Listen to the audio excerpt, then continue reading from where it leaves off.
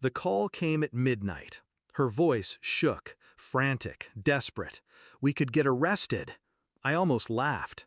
Not because it was funny, but because the words tasted like justice.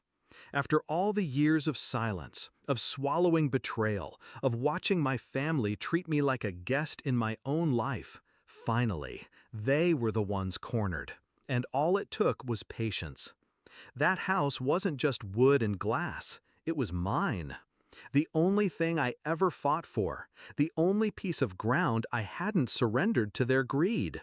My beach house, my escape, my sanctuary. I worked 2 jobs for years to buy it. I furnished it piece by piece, never owing anyone a dime. And yet, my family, the people who knew exactly what it meant to me, treated it like a summer rental they had rights to. It started small. A weekend getaway I wasn't invited to. Cousins posting pictures on Instagram I hadn't approved. Then the messages. "We'll just use it when you're not around." Not questions, statements. The first time, I let it slide. The second time, I tightened my jaw.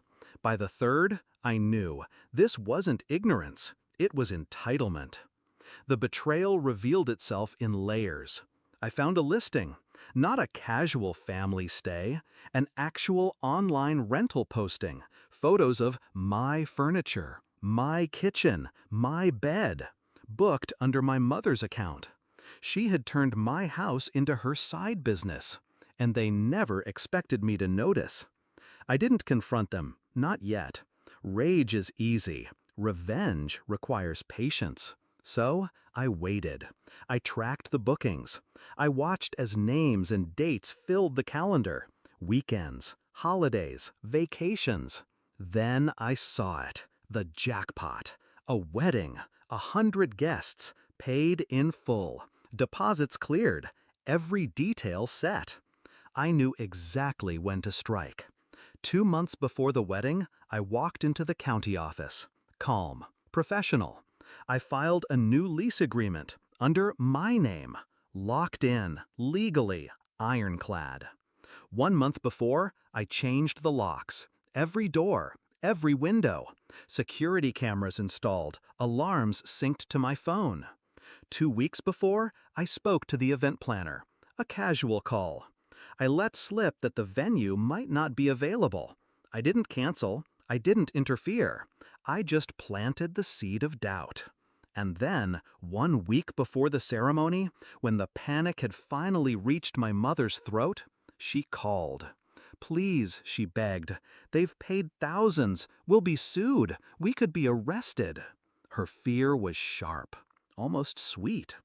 I reminded her of something she once told me when I was a teenager, standing in the kitchen after she sold my guitar, the one thing I'd saved for on my own. "You don't own things in this family," she'd said. "We share. Everything belongs to everyone." Now, I finally had my answer. "No," I told her. "It belongs to me. It always did." The fallout was brutal. The wedding party arrived, only to find locked doors, cameras watching, no access. Lawyers got involved. The couple demanded refunds. My mother's reputation bled dry in front of family and friends. She tried to spin it, tried to make me the villain. But the lease was legal. The locks were mine. The evidence undeniable. For once, they couldn't twist the story. The night after the wedding disaster, she came to me. Not screaming, not furious, just hollow. "Why would you do this?" she whispered. I looked at her, steady. "Because you needed to learn that taking without asking isn't family, it's theft, and I don't protect thieves." Her silence was louder than any apology.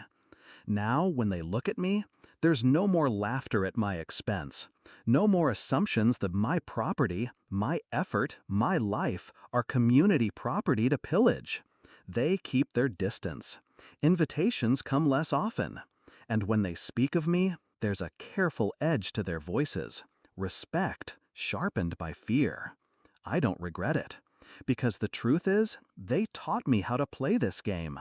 They built me into someone who calculates, who waits, who strikes when the timing hurts most. They thought they could steal my sanctuary. Instead, I turned it into their prison. And every time I unlock my beach house now, every time I hear the ocean against the glass, I remember that phone call. Her voice breaking, terrified of consequences she created. Justice doesn't always come in courtrooms. Sometimes it comes in the quiet click of a new lock.